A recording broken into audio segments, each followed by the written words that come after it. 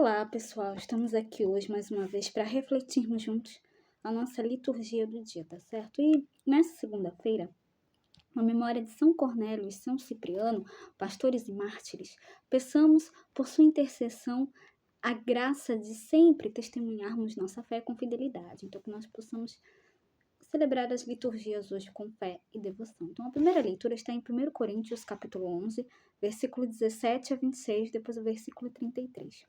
1 Coríntios, capítulo 11, versículo 17 a 26, depois o versículo 33. Irmãos, no que tenho a dizer-vos, eu não vos louvo pelas vossas reuniões, pois vossas reuniões não têm sido para o vosso bem, mas para o mal.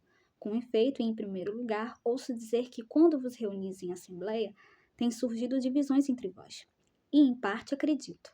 Na verdade, convém que haja até cisões entre vós, para que também se tornem bem conhecidos aqueles dentre vós que resistem à prova. De fato, não é para comer a ceia do Senhor que vos reunis em comum, pois cada um se apressa a comer a sua própria ceia. Enquanto um passa fome, o outro se embriaga. Não tendes casas onde comer e beber? Ou desprezais a igreja de Deus e quereis envergonhar aqueles que nada têm? Que vos direi? Hei de elogiar-vos? Neste ponto não posso elogiar-vos. O que eu recebi do Senhor foi isso que eu vos transmiti. Na noite em que foi entregue, o Senhor Jesus tomou o pão e, depois de dar graças, partiu-o e disse: Isto é o meu corpo, que é dado por vós. Fazei-o em memória de mim. Do mesmo modo, depois da ceia, tomou também o cálice e disse: Este cálice é a nova aliança, no meu sangue, todas as vezes que dele beber, em meu sangue. Todas as vezes que dele beberdes, fazei isto em minha memória. Todas as vezes que de fato comerdes deste pão e beberdes deste cálice, estareis proclamando a morte do Senhor até que ele venha. Portanto, meus irmãos, quando vos reunirdes para a ceia, esperai uns pelos outros. Então, aqui na primeira leitura, o apóstolo Paulo fala aqui na primeira carta aos Coríntios o seguinte: se tem surgido divisões entre vós, de fato, já não é para comer a ceia do Senhor que vos reunis. Então, aqui ele está falando para a gente estarmos sempre unidos como irmãos, que a gente possa realmente sempre nos respeitarmos, né? Então, que a gente sempre possa estar em comunhão com Deus e em comunhão com os nossos irmãos, tá certo? E agora, falando do Evangelho, hoje ele está em Lucas capítulo 7, versículo 1 a 10. Lucas capítulo 7, versículo 1 a 10. Naquele tempo, quando acabou de falar ao povo que o escutava, Jesus entrou em Cafarnaum. Havia lá um oficial romano que tinha um empregado a quem estimava muito e que estava doente, à beira da morte.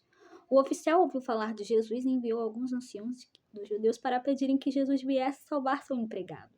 Chegando onde Jesus estava, pediram-lhe com insistência: o oficial merece que lhe faças este favor, porque ele estima o nosso povo. Ele até nos construiu uma sinagoga. Então Jesus pôs-se a caminho com eles. Porém, quando já estava perto da casa, o oficial mandou alguns amigos dizerem a Jesus: Senhor, não te incomodes, pois não sou digno de que entres em minha casa. Nem mesmo me achei digno de ir pessoalmente ao teu encontro. Mas ordena com a tua palavra e o meu empregado ficará curado. Eu também estou debaixo de autoridade, mas tenho soldados que obedecem às minhas ordens. Se ordeno a um vai, ele vai, e a outro vem, ele vem. E ao meu empregado faze isto, e ele o faz. Ouvindo isso, Jesus ficou admirado. Virou-se para a multidão que o seguia e disse: Eu vos declaro que nem mesmo em Israel encontrei tamanha fé. Os mensageiros voltaram para a casa do oficial e encontraram o empregado em perfeita saúde. Então, o oficial romano é a figura de todos os não-israelitas pagãos fiéis a Jesus. Ele demonstra sua fé em Jesus e é atendido pelo Senhor. Então, diante da doença e do risco de morte de um dos seus empregados, o centurião serve-se de intermediários, pedindo a outras pessoas para irem até Jesus, diferentemente do relato do Evangelho de Mateus, no qual ele mesmo vai até o Senhor. Então, o oficial romano manifesta com humildade e simplicidade sua fé, pedindo que outros dissessem a Jesus diante da atitude desse pagão. Jesus ficou admirado, pois não encontrou uma fé desquilate nem mesmo em Israel.